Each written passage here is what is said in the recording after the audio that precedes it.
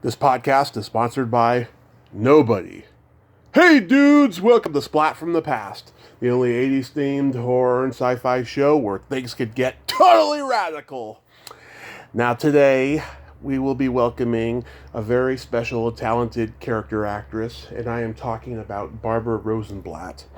Barbara began her career in England. She was born there, but raised in New York, and in 1986, she got to be in 3 cult classic films: Little Shop of Horrors, Haunted Honeymoon, and this movie that Dennis Hopper made called Riders of the Storm, aka The American Way.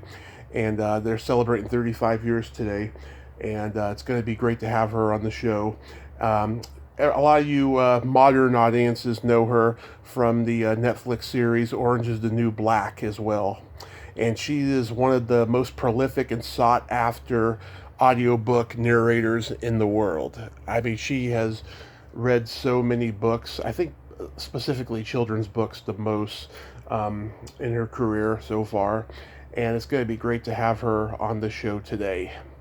And I can't wait. She was always the lady with the dimples to me when I used to watch Little Shop of Horrors.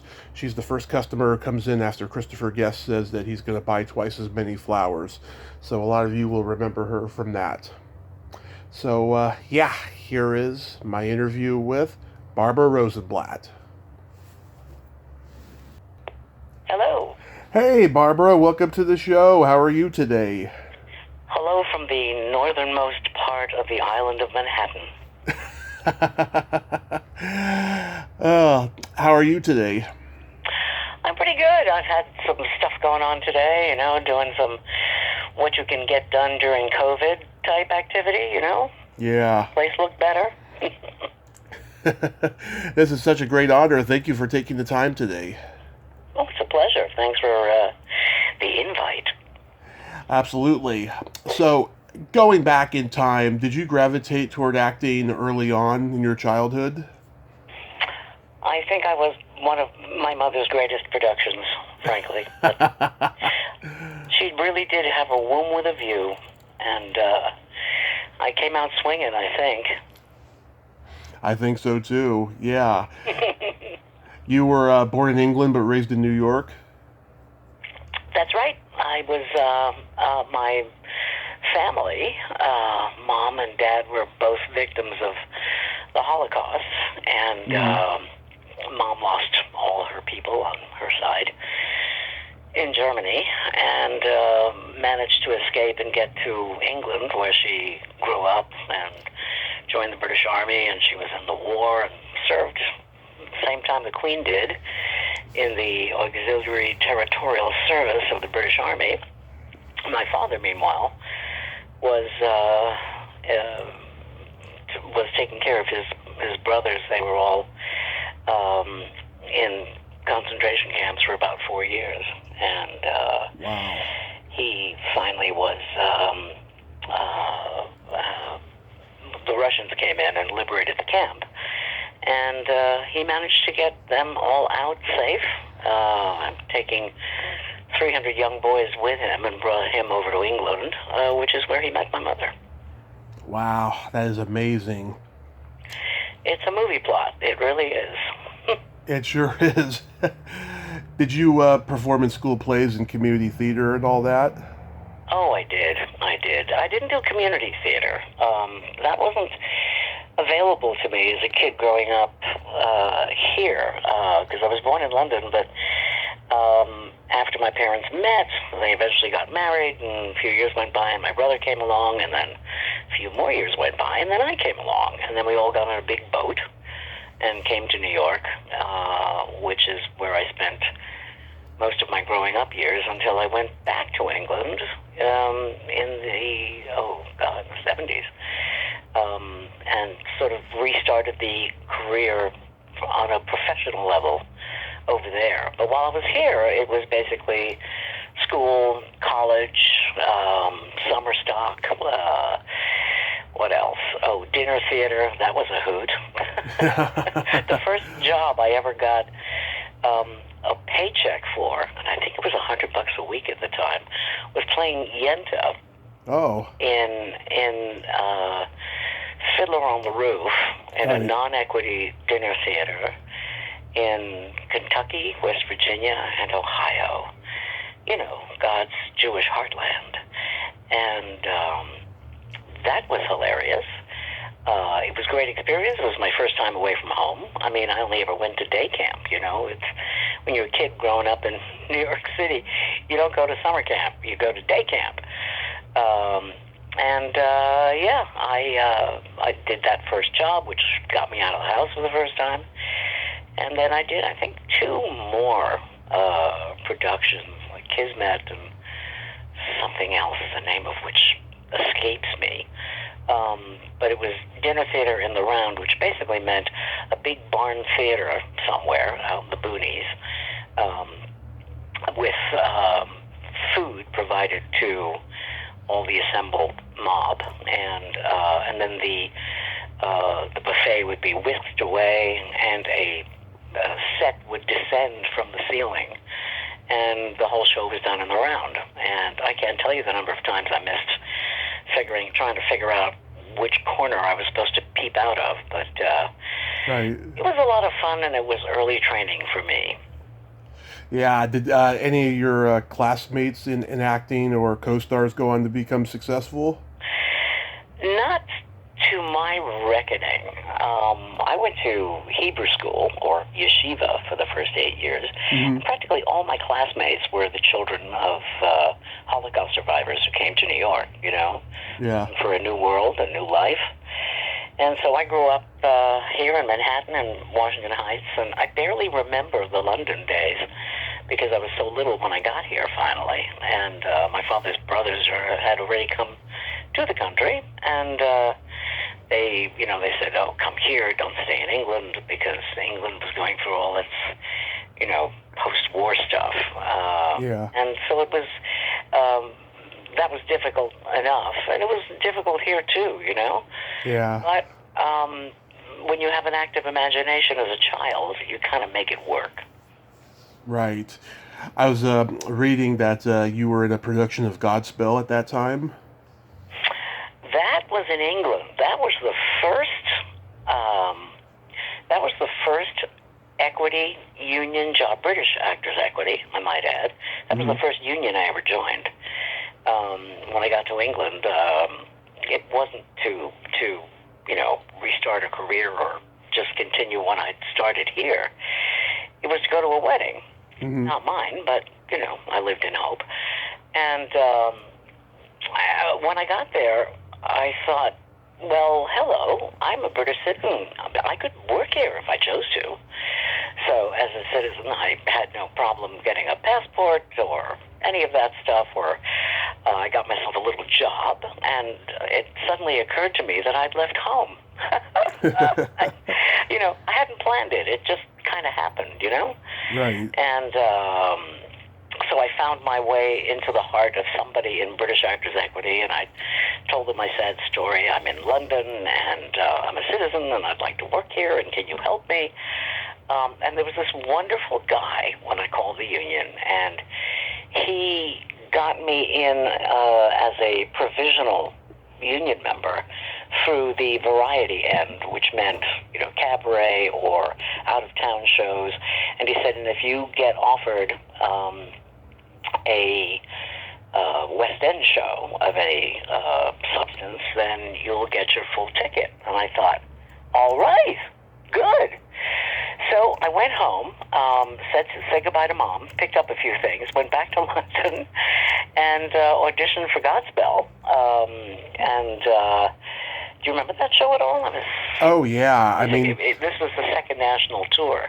Yeah. And so I was able to, come on the second national tour, and at the end of it, they actually got an opening to do 3 months in the West End. And I thought, a West End show. Oh my God, I'm going to get a full ticket, which meant I was a full equity member. I was now residing in London, and I could carry on there, and I stayed there for 14 years. Wow. Yeah, I remember Godspell very well. It was so huge. I remember in Canada, yeah, Victor Garber had did it before he did the movie, and he did it with all the Second City people like John Candy and Gilder Radner and Martin Short and all of them. And yeah, I just talked to Ted Neely from Jesus Christ Superstar. He said that both plays were going on the same time in L.A. When he was first started doing it. Yeah, it was something you kind of did, Godspell, because it was so popular. It's a little bit like Law and Order today. Mm-hmm. You won't see too many Yeah. Broadway playbills without a Law and Order credit on practically every actor that's listed. Yeah. It's been going on 31 years now. I just realized it's insane. It's like what Gunsmoke was for 20 years back in the day. That's hilarious, because I learned this because I every time I picked up a playbill and thought, why haven't I done Law and Order, Yeah. And I finally got into a class with the guy who casts it, thinking, well, that'll help, and it did. He said he likes to cast out of his teaching, and I thought, oh, terrific. So I've been on it a couple of times. So I have him to thank for that. Yeah. Your first movie listed on IMDb was the notorious British war comedy Carry On England. Oh, my God. There was a series of movies which had this wonderful repertory company and called the Carry On movies. I don't know if you're familiar with any of them. Just this one. Sorry? Oh, just this one. Right. If you get a chance to watch some of them, they are the silliest things out there. There was Carry On Cabby, Carry On Regardless, Carry On, Carry On England, Carry On. There's just a bunch of them, and they had a load of actors that are very, very well known in Britain, like Kenneth Williams, who was always hilarious. And they were all put in different settings of these ridiculously silly stories that were incredibly popular, and still are. There are huge fans of the Carry On movies. I still get, fan mail from folks in Britain saying, would you sign this photo of you from Carry On England? And all I played was the same rank soldier that my mother was in when she was in the ATS in the war. Nice. Which was hilarious, because I remember writing to her thinking, hey, Mom, my first movie role, guess what I'm playing? Yeah. Just insane. So, but yes, that was very, very funny. And I still have some photos from that lurking around somewhere. Oh. But that was a long time ago. In fact, recently, someone got a hold of me on Facebook who had a group photo of a stage production of a terribly popular British sitcom, or Britcom, as they like to call it, called Are You Being Served? Oh, I love it. You familiar with that? I used to watch it when I was a kid. It used to be on PBS. There you go.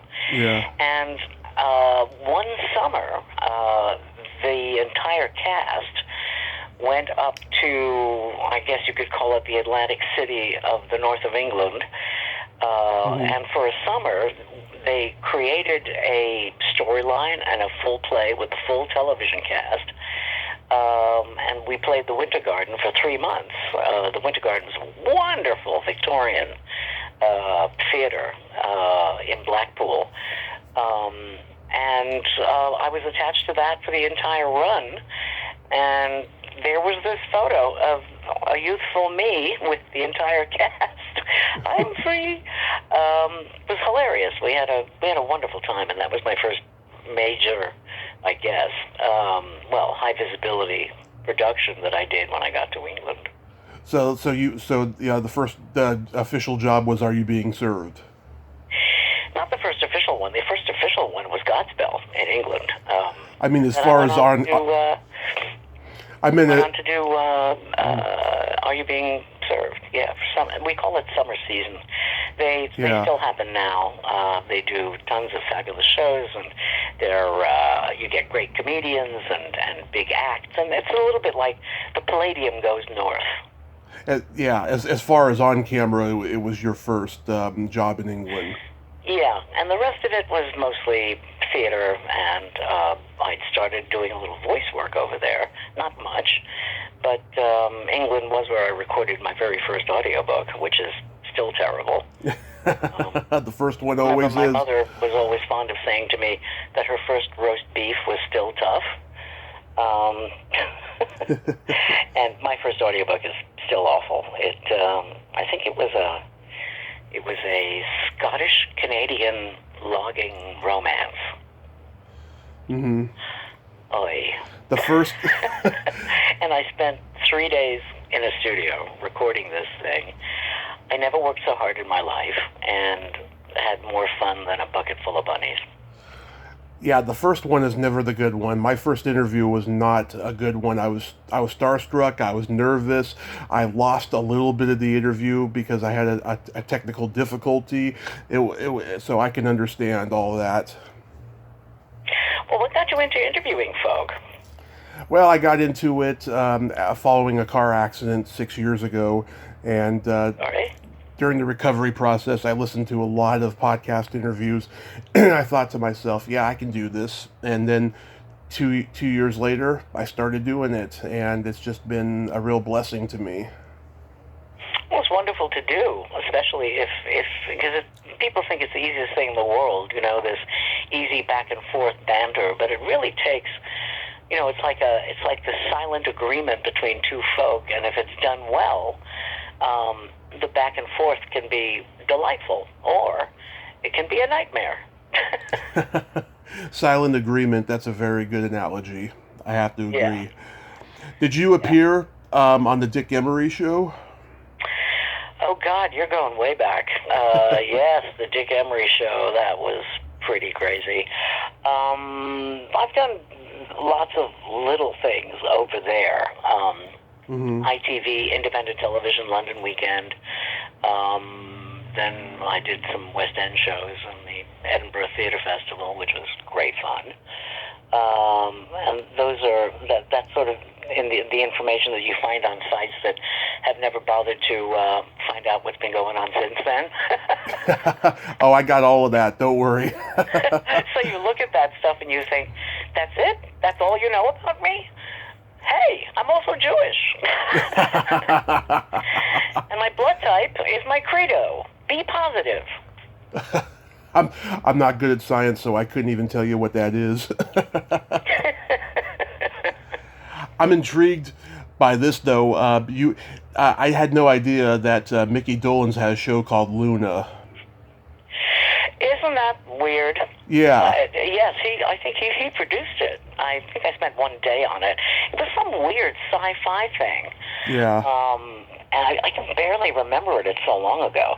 But yeah. Did you meet? Sorry? I was gonna say, did you meet him at all? I think one day he came onto the set. So yes, I did. But that was it. I thought to myself, gee, now he's a TV producer. Good for him.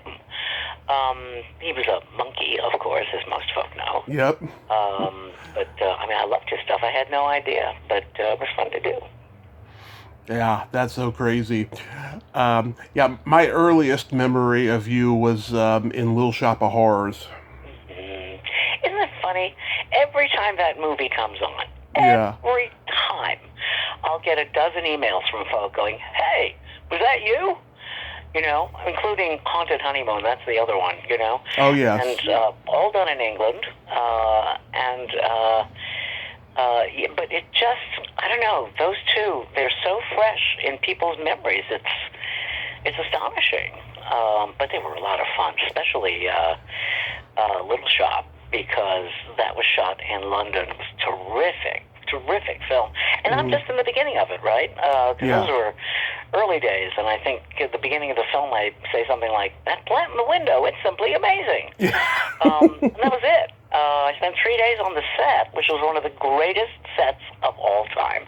They recreated in 3D the Bowery in New York City, Mm-hmm. right? And here I am. I think it was it Twickenham Studios or the other one? Mm-hmm. And I couldn't believe it. They had steaming manhole covers, a bum on the corner with a paper bag and a bottle of something in there, Mm-hmm. and the L train overhead. I mean, all of it. I wandered around that set with my eyes just bugged out, and then you'd walk up some steps to a brownstone, whatever, and you'd open the door, and you're in makeup, and there's Ellen Green getting herself made up. It was amazing. And Christopher Guest was in that scene. Yeah, he says he's going to buy twice as many flowers, and then you walk in and you say your line, and yeah, you were always the lady with the dimples to me. Yeah, they don't seem to have gone away. They haven't even sagged in my dotage. It's amazing. Yeah, they're, for some peculiar reason, I seem recognizable to most folk because of those damn dimples. How was Frank Oz as a director? What a charmer. What a charmer. He really knew his stuff. He knew what he was doing. He had to wrangle so much because a lot of the music, if you've ever watched any musical movie film, a lot goes on in post-production, which means when you're doing things live, you have to know what beats they're going to be dealing with in post, so that you can be, move alongside the meter of whatever it is that's being played when you're shooting live on set. Because all of that needs to get cleaned up later. And I remember some of the folk in that early first scene were struggling mightily to hear the meter of what was going on, so that everybody was on time, on the beat, and so that the cameras could pick us up when they were supposed to. But I've always had a pretty good internal clock with regards to timing and beat and tone and scale and all of that good stuff. So for me, it was just a massive, massive treat. Mm-hmm. So what was it like working with Gene Wilder on Honeymoon? He was one of the sweetest guys ever. There was a call put out to the Anglo-American community in London, and that still exists, of folk like me who did, an American accent, and Canadians as well, because at that time nobody knew the difference, you know what I mean? Mm-hmm. It took years before I actually heard what an Australian sounded like, believe it or not. Yeah. And now I'm a dialectician, which is fascinating.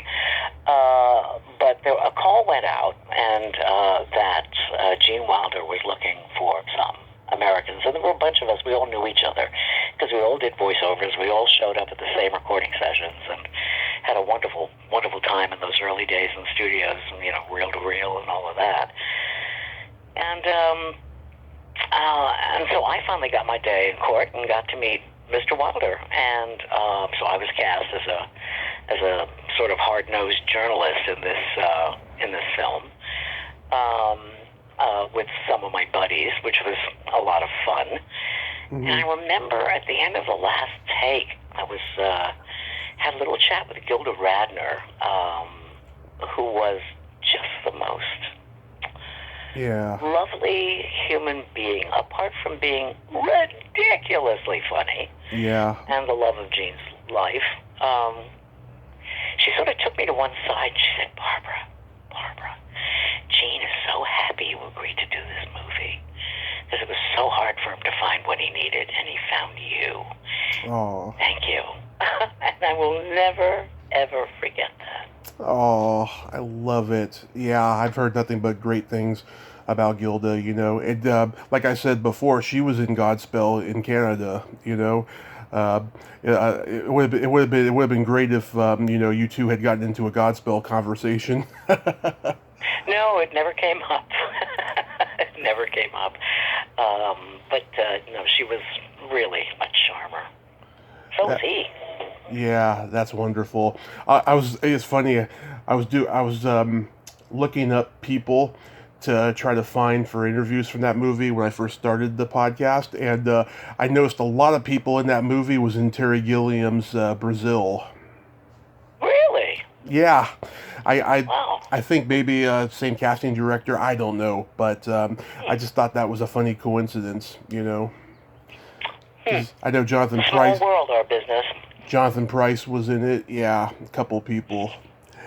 The other night, I was watching this movie that was on YouTube that you were in. It has two names. It's called either Riders on the Storm or The American Way. Huh. Yeah. That Yeah, rings a bell. So long ago, I have no idea what that is. I'm going to have to look it up.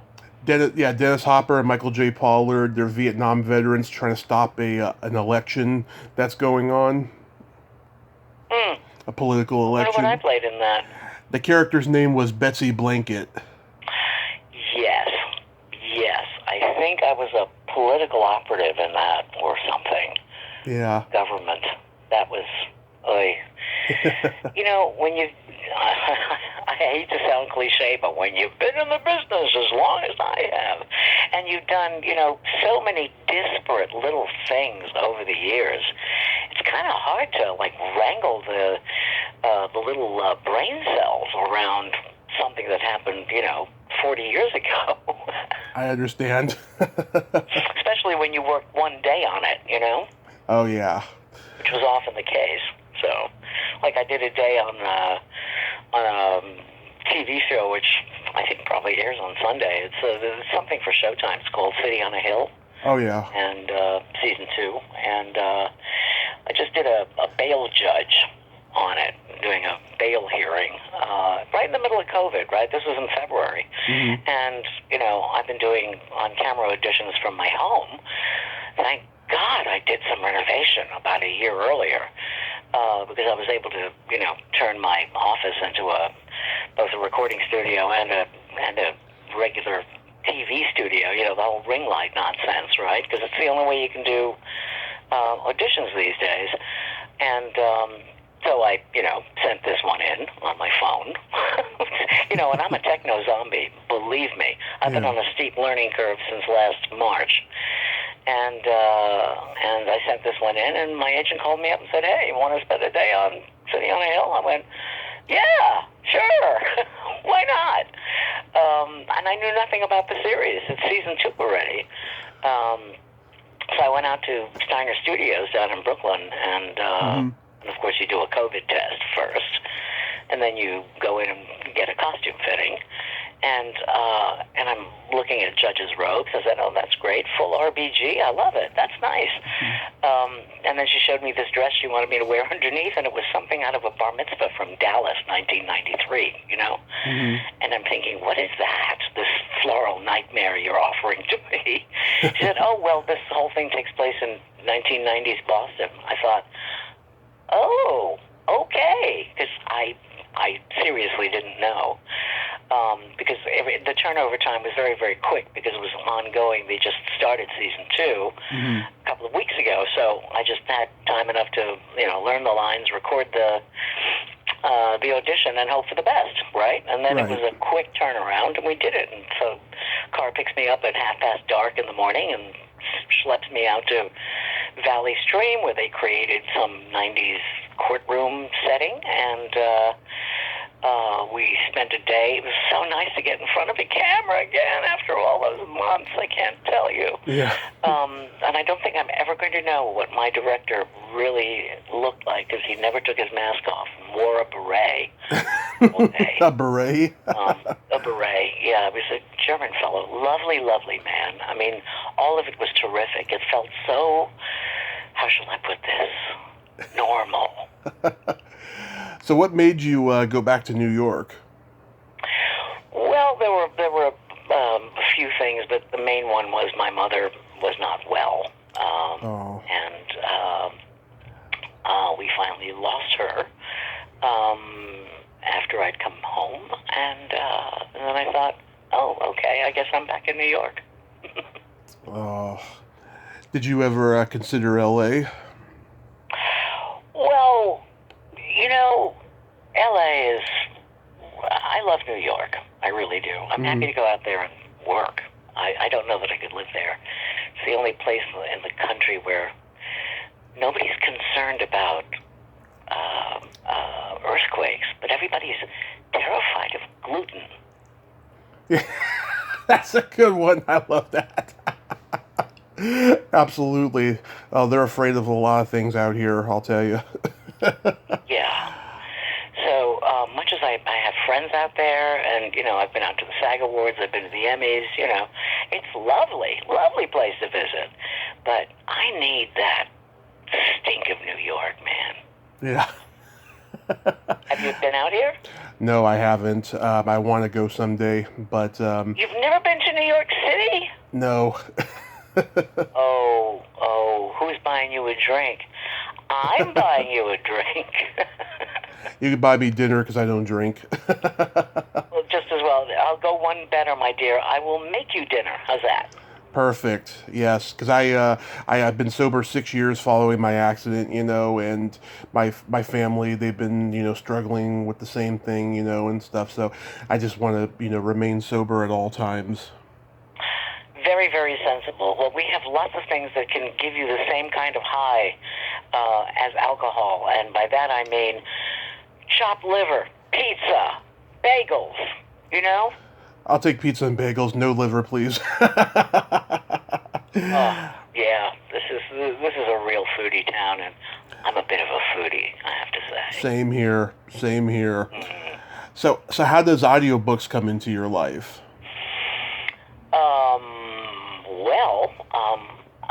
I did the one in England and never did it again until I got to these shores. And I started doing voice work, and I was freelancing with different voiceover agents because I'd done it before. I wasn't a member of the union yet. That was a while before that happened, to get into SAG and AFTRA and Equity and, all the stuff you're supposed to as an American actor. Mm-hmm. And then I did that, and I was at an audition for a voiceover when I met a colleague of mine who said, I've just recorded the autobiography of Winston Churchill. And I thought, what? Where?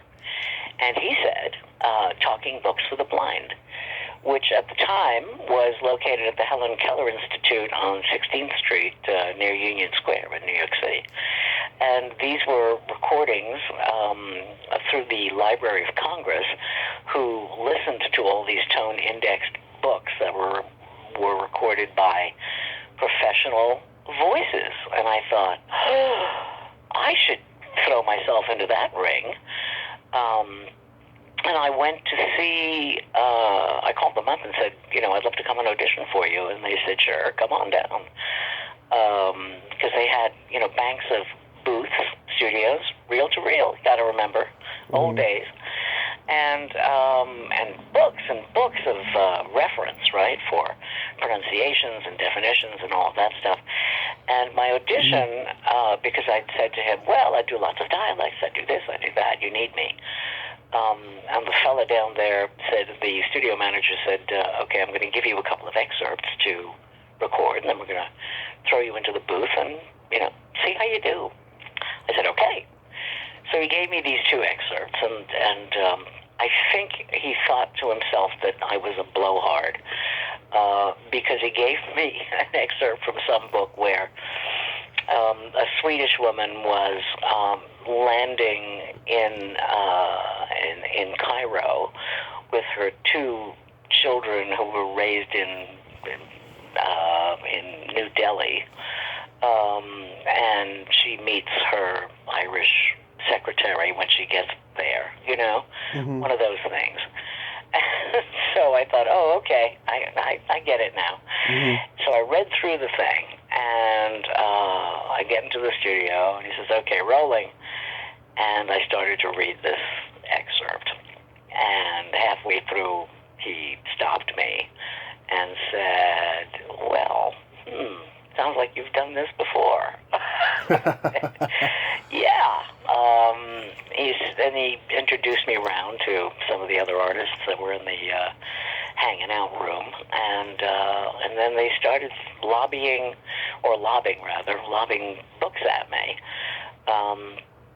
And I got to do an awful lot of Holocaust material over the years, believe it or not, and which is material that I have always connected with just because of my own personal history. And the reviews from the folks at the Library of Congress in D.C. seemed to like my work and kept offering work, and it was a godsend because it was early days for me in New York, and then the first musical that I got to do was the original production of Lucky Stiff at Playwrights Horizons, written by Lynn Ahrens and Steve Flaherty, who went on to do Ragtime and Once on This Island and all kinds of great stuff. And it was the last thing my mother got to see before she passed. And so I got to record books and got to do theater. And I thought, oh, this is amazing. I can do both. And all of a sudden, I was a working New York actor. And it was thrilling for me. I had yet to get representation, but I was putting money away for the first time in ages, so it was good. And then I discovered a commercial recording shop called Recorded Books, which is one of the best audiobook companies in the country, really pioneers of the kind of quality recordings that have been out there since, I'd say the 70s. And I auditioned for them, and then they started lobbying books at me, and so I started getting busy, and that made me very happy. I bet. Yeah, it's funny. I've talked to people who narrate audiobooks, particularly their own, but I haven't seen someone who has built a cottage industry like you have of making a career out of it. And when I was growing up, I listened to audiobooks, right? But there were very few of them. And now they're all over the place. I think America has such a short attention span these days that they don't want to read anymore. Well, and also, I would add that COVID has made so many people, a lot of my fans that have gotten in touch with me over the years who have come to my website and have said that, boy, you have gotten me through a crappy year, It's almost as though getting back to the essential of great storytelling has been a balm for a lot of people over these rather awful 12 months. Yeah. Oh, well, let's see what plays out in the future. I'm sure you're going to be getting a lot more if this, continues on, but it looks like everything's opening up slowly now, Yeah, I mean, getting to do TV was amazing.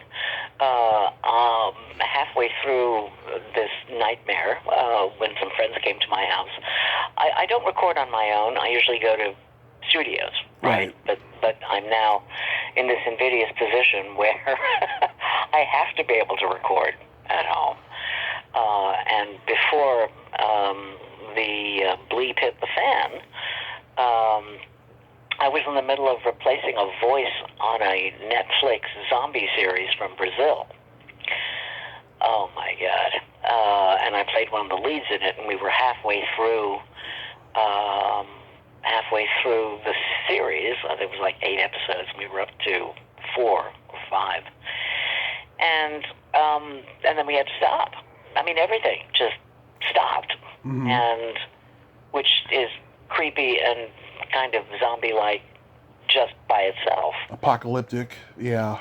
Yeah, it really was oddly apocalyptic. And a producer at Netflix got a hold of me and said, Barbara, we've got to finish this. And I said, okay.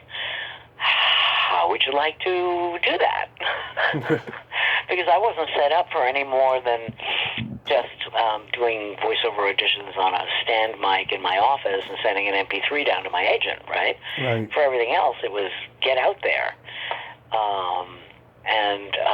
So someone suggested a kind of vocal booth to go, which was like this umbrella on steroids made up of sound blankets.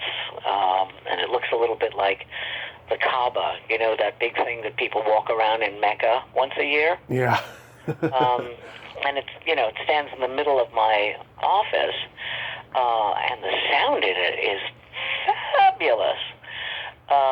So I started putting together a mic that I could sit at, and a stand mic, and got a computer desk, which took weeks to arrive. And I'm putting this thing together with, you know, chewing gum and Band-Aids and whatever until, you know, the hardware shows up. Yeah. And finally, I could do this thing.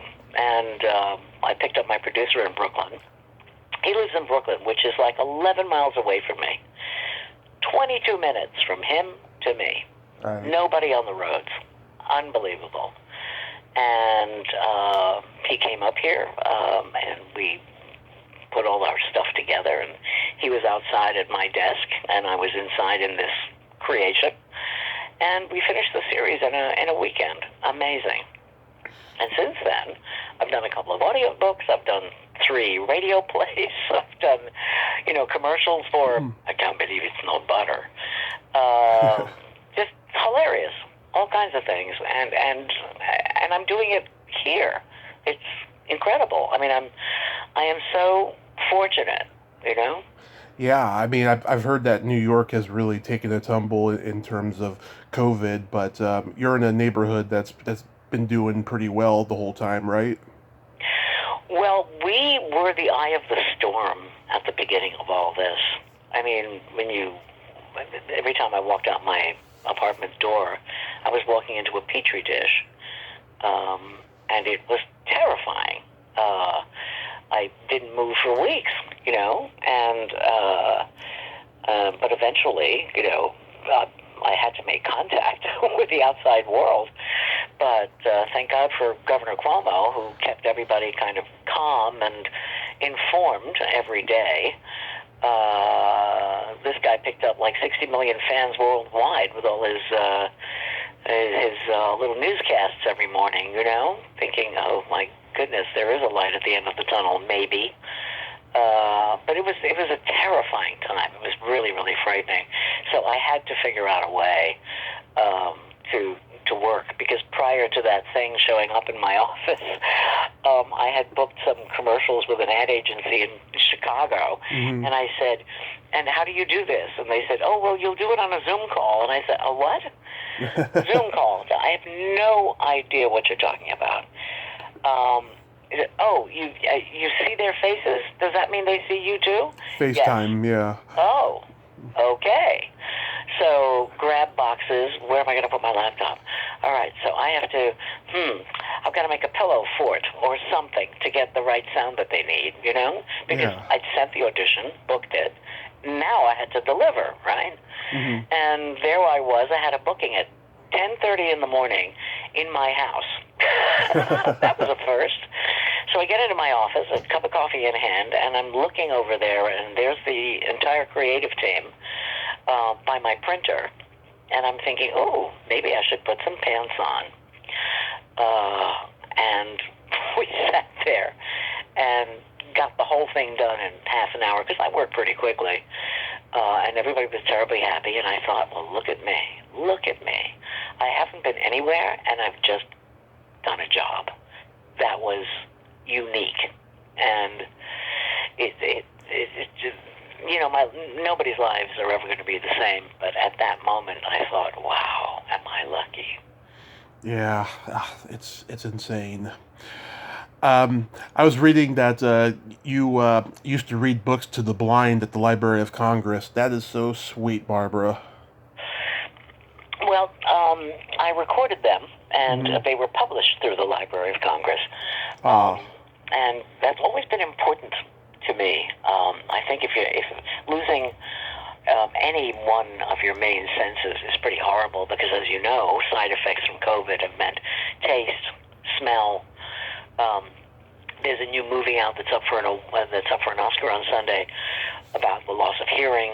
I did a movie about that called Run a couple of years ago, about a young man who loses his hearing,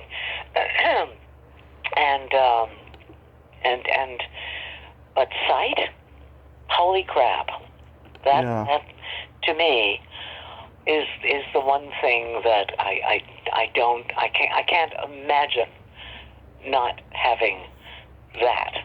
I just helped a friend of mine move from her apartment in the theater district to a flat further west that has been built through the theater community that have more services for people like her who is losing her vision, and her retinas are failing, and this is somebody I did a Broadway show with, and it's just awful to me, you know? Mm-hmm.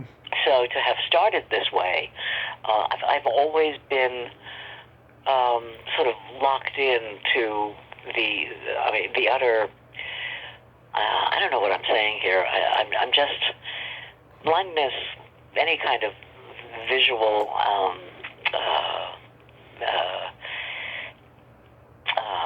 problem. Mm-hmm. Impairment. I mean, sorry? Impairment, that's the word I was looking for. Yeah. I mean, I have glaucoma myself. I've had it for 10, 15 years. But I caught it early, and it's under control, but it's not going anywhere. There's no cure. Diabetes? And, you know, I just have to live with it. But there are no side effects or whatever. I just have to see my doctor 4 times a year. But for anybody else that suffers with a degenerative ocular impairment, I can't even wrap my logic around that. Yeah. Diabetes runs in my mother's side of the family, and eyesight has been lost by my great-grandmother, who passed way before I was born. I've been lucky. I have very good eyesight, and hopefully, it'll sustain it, at least another 10 years or so. Oh, let's hope so. My eyesight's pretty good, too. That's because I keep getting it checked, and I've got the right drugs, and I don't live in a third world country, and I'm very, very fortunate, you know? Yeah. Those drugs are available. It's like the vaccine. I can't imagine anybody thinking anything other than, oh, my God, when is it my turn? Yeah. I know. I've gotten both of my shots in the last month, so I'm doing... Awful tough. I'm delighted for you. In the last month, which means we could hug. Yeah, I had my first one mid-March, and then I just had my second one last week, and oh, that was a killer. I was feeling really sick for about 2 days, but then I snapped out of it. Did you have the Moderna or the Pfizer? The Moderna. It's interesting, because I got my second shot on February 2nd, the Pfizer, and at a hospital in Mount Sinai. Because I kind of felt safer going to a hospital setting. But it was on the day of an astonishing snowstorm. We'd had you probably read about it, like 6 feet of snow overnight. And the hospital had called me the day before and said, Ms. Rosenblat, are you planning to come in for your second shot? And I said, I will build skis to get to this second shot. And it took 20 minutes to do a 10-minute walk to my subway at 6:30 in the morning to get to Mount Sinai to get that second shot, but I got it, God damn it. Yeah. And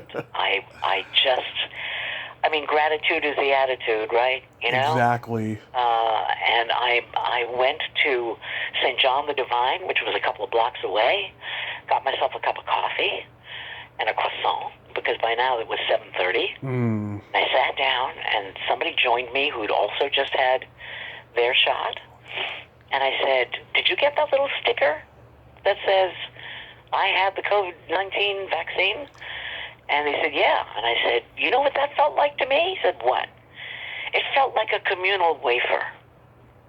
Yeah, it sure did. I mean, I'm just glad I don't have to do it a third time. I mean, if they recommend a third dose, I hope it won't be for a while because my arm was sore. You know. You know what's funny? I had nothing at the end of it all. I called my friend Alan, who had also had his shots, and I said, "Did you have any side effects?" He said, "I felt nothing except a prick in my arm and a Band-Aid." And he said to me, "Swear to God, it felt like the vial was empty." I said, "You sure there was something in there?" I felt the same way. Isn't that weird? It is weird, yeah. On both occasions, nothing. I should also mention that a lot of modern audiences know that you were on the Netflix series Orange is the New Black. Indeed. Yeah, how was that experience? Oh, man. That was a lot of fun. I think that's the one that really turned the corner on my career. Because initially it was all brand new, and I didn't know how to get onto this thing. Because I thought, oh look, a prison television series, all women. I thought somebody's going to need me somewhere. And eventually, I managed to get an audition. I auditioned for Red originally, part that Kate Mulgrew plays. Yeah. And I went in there to the casting director, Jen Houston, who's a wonderful Emmy Award-winning casting director. And so I prepared the role of Red. And they didn't know at that point if she was Russian or Greek. Yeah. And I said, well, it's okay, I can do either, And they settled on Russian. I said, okay. So they had a little bit of episode 1, season 1, right? Right. And I prepared it. I was nervous as hell, but I went in there and I did my little thing. And Jen turned the video off and she looked at me and she said, how is it we've never met? Because I'm going to get you in this prison one way or another. And I thought, well, all right then. And I left and thought, okay, Rosenblat, just forget about it. So I didn't get Red, and my agent at the time called me and said, they'd like you to play Miss Rosa. I said, oh, great, who's that? She's a prisoner. I said, all right. What's she in for? We don't know. What's her first name? Rosa. Last name? Don't know. And she's sick. What with? Not sure. Uh-huh. She's also bald. Will you cut your hair? I said, what? Will you shave your head? What am I supposed to do the rest of the week? Play Daddy Warbucks in Rep? And I said no. And I walked away. There was no way I was going to shave my head when I didn't even know how many episodes I was going to be involved in, Yeah. And and as it turned out, it was like 5 episodes in season 1. But anyway, they finally hired a spectacular Emmy Award-winning special effects master makeup artist, Josh Turi, to create this, I think they call it it is a bald cap, but it's also, it's a whole mechanism went down my neck, across my shoulders. It was seamless, In fact, even at lunch, actors or crew were coming up to me saying, boy, you got a great shaped head. And I'm thinking, it's silicone, idiot, But yeah, so it took about 2 hours at dawn, and I would normally fall asleep. Somebody would bring me a cup of coffee, and 2 hours in, I was finally ready, and I looked at myself in the mirror and thought, holy crap, I was a whole other person. Wow. Yeah, I mean, Genji Cohan is so brilliant. I like the way she takes unconventional, politically incorrect things and making them funny, entertaining, and even thought-provoking. She's just a very talented person. Very talented. In fact, I did an episode of a series that we did over the summer Hmm. called Social Distance. I did a voice for her. It was an anthology series which you can find on Netflix. And I did an episode playing a mom on a phone call with her son, whose wife is very sick in Brooklyn, and it's just a conversation with a sort of broad upper Midwest Michigander kind of dialect. So it was nice to be part of a Genji production in the middle of COVID, which we shot in here, in my booth. Yeah. The oddest thing, they sent the equipment and everything, and the first thing that arrived was a FedEx envelope, and all it was in there, no love note, nothing, just masks, gloves, and wipes. Because those are the SAG protocols, And I Yeah. thought, oh my God, it's a new world. Oy. I think we're going to get back to it at a certain point with some kind of restriction, you know. But yeah, I mean, her show Glow got canceled after only a couple seasons because of this.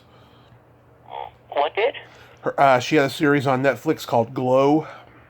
Oh, Glow, about the boxers, the lady wrestlers. Yeah, yeah, yeah. Yeah. That's right. That was a fun series as well. But COVID has just affected everything. And the thing about Broadway, which we're desperate to bring back, is the fact that it's not just about the audiences. You have to consider everybody in that theater, including staff, crew, costume, makeup, whatever. I mean, the protocols on the set of City on a Hill were endless. There were certain pathways that I could walk so I could get to Crafty to get a bite to eat. And when I got back to my trailer, I couldn't help myself to whatever somebody had to bring it to me. All COVID protocols, and when you weren't shooting, you wore your mask unless I was on mic and doing a POV. And it's just different. But the science is there. We know how to deal with this, and very soon we're going to be able to. I'm going to watch the Oscars soon, Yep. and apparently they're promising maskless attendees. That'll be interesting. That's going to be strange. I mean, I heard the Golden Globes was strange, but yeah, I know what Well, you the Golden mean. Globes are always strange. That's just a drunk fest. So, how do you know Peter? Peter and I are colleagues in this industry. Of course. Peter is such a lovely fellow, and I have to say I enjoyed the interview. Oh, thank I you. listened to the whole thing, and Peter and I, what people need to understand about folks who do audiobooks, as I have for 30 years or more, is you work pretty much in isolation, except I always work, in a city studio somewhere. But so many of my colleagues that sort of embraced audiobooks as their one and only career do a lot of their work from home, which means post-production, you're your own engineer, you wear 3 hats, and I've never been able to do that. Yeah. So the audiobooks that I recorded here, I would use a remote director who would sort of patch into my studio, and we'd work together on a project. I just did a wonderful book, which is it's a textbook for actors by a woman by the name of Uta Hagen, who, Oh, yeah. like Meisner and Stanislavski, were the great teachers of some of the finest theater and movie actors in our history. And she herself won Tonys in her illustrious career. And the family of the Hagen estate had final say on the voice to record this book, which was written in the 90s. And it really is a step-by-step exploration of how you find and create a character on stage or in film or on TV. And so I sent a sample, and they chose me. And the production was going to just sort of oversee what I do. But this book is out on Amazon, on Audible, I believe. And but I had said to them that, being the techno zombie that I am, I needed a producer on the other end, right? Right. And they found me this lovely young man who hadn't done that before. He was mostly overseeing other folk, and I said, well, let's make this a little bit more hands-on, shall we? So we found a platform where he could patch into my work, and he actually manipulated the whole process seamlessly, I have to say. And whenever there was an emergency vehicle driving by or something, we'd stop, obviously. Yeah. And then we could rewind, or we could do some more in post-production if there were any boo-boos. And oddly enough, there weren't too many, because he was very good at what he was doing, and I was freed up to do my work. Because it was a lot. It was a long, long book, and it took about a week to record. And we really, pumped it out. And at the end of it, you have to do a slate, which is basically, you have been listening to blah, blah, blah, blah, blah, recorded by, for, and so on.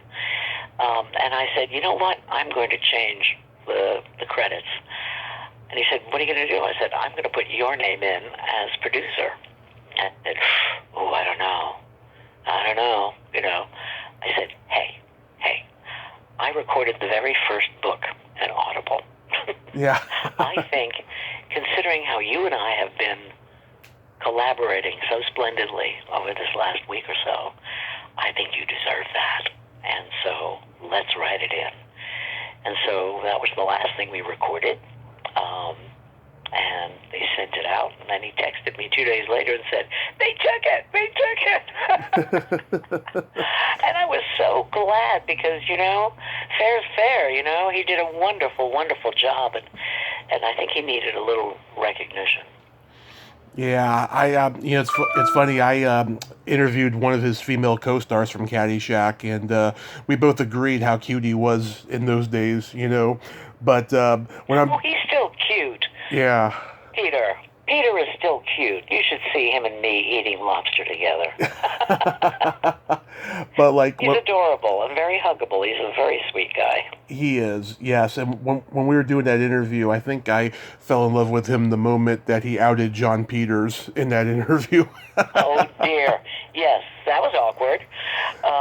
Yeah. But still, Peter's a lovely guy. But as I'm saying, many of my colleagues do this, and it is hard, especially for some of us, life hasn't changed one whit. Right. They continue to work the way they have in their own audio setups. But me, audiobooks. Let's see. I've recorded a little over 600 of them over the last 30 years, and but it's always been a piece of the pie. Doing theater, doing television, doing film, all of those things are what keep me alive. Absolutely. So we gotta play my secret silly game. I generally play this with female guests. It's a lot of fun. It's a series of silly slumber party questions, and how this works is I ask you the question, you answer it, and then you ask me the exact same question and I answer it, and you can comment on answers. Okay, I'm scared. No, it's just pure fun, and it's not win or lose. It's just, being dorks and relating, pretty much. Okay. Barbara, are you ticklish? I can be. How about you? Yes, I'm very ticklish. Okay. Where's your soft spot? The soles of my feet. Yeah. Yeah, that's a good one. Next. What's your favorite part of the body? It could be anything. Hands. Hands. Yeah, I've heard that one many times. There's something about sculptured, beautifully immaculate nails. The veins running on the back. It's the first thing I look at when I look at somebody new. I want to see those hands because they tell me so much about someone. I have very big hands. My left hand is fractured from my car accident, and there's a big old bump on it. But other than I mean, I have pretty big and strong hands. Oh, you're a size queen. Who knew? Yeah. My favorite part of the body is the belly button. Aw. Why? Because whether it's an innie or an outie, do you have a preference?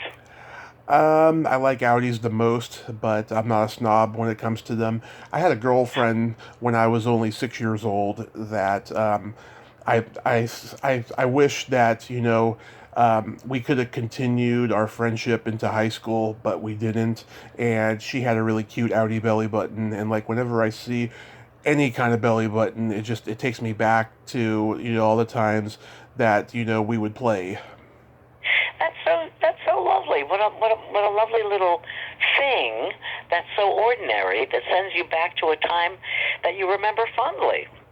Absolutely.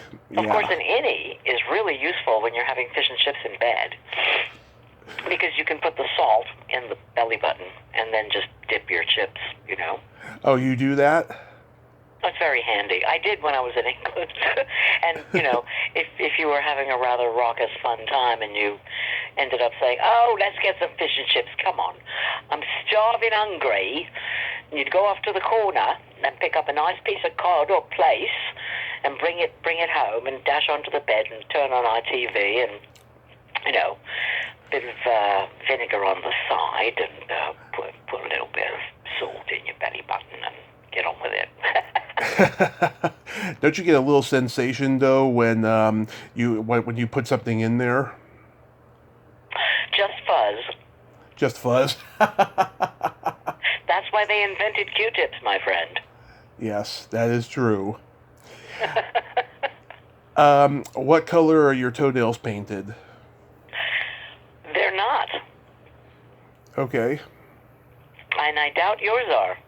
That is right. They are au naturel, but when they are painted, I like to go bright colors. Like the last time they were painted, which was September of 2019, they were purple with sparkles. Delightful. I don't have the prettiest feet in the world. I usually tend to, hide them, and I'm always fussing with them. I have a little secret, a little tip to all your foot fetishists out there. Get yourself a little portable Dremel. You know what Dremels are? They're like drills, and they come with these lovely assorted bits with, like sandpaper bits and things like that. And you can really play with, your toenails and just sand them down and get rid of all the hard bits if you have, calluses and more hard areas of your heels. And Dremels are wonderful. You just have to charge them.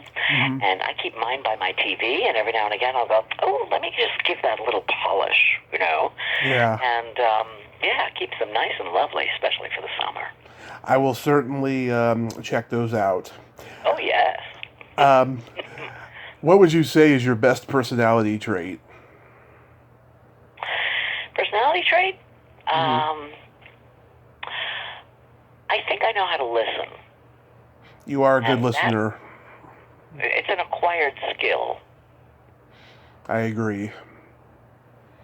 Takes years to do it, because, much as do you remember a guy called Oscar Levant? Yes.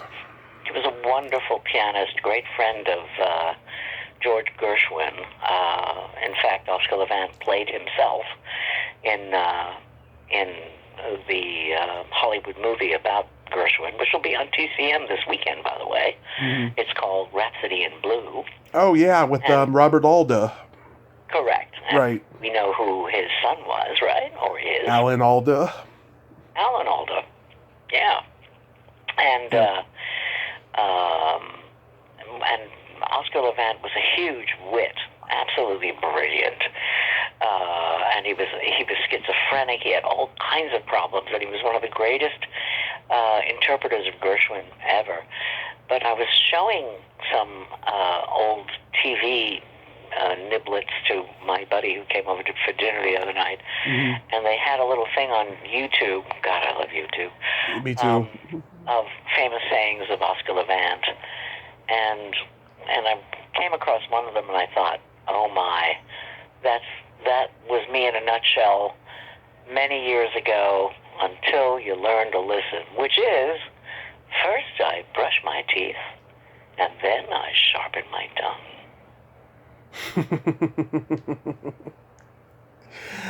My best personality trait is that I have empathy and I have no filter simultaneously.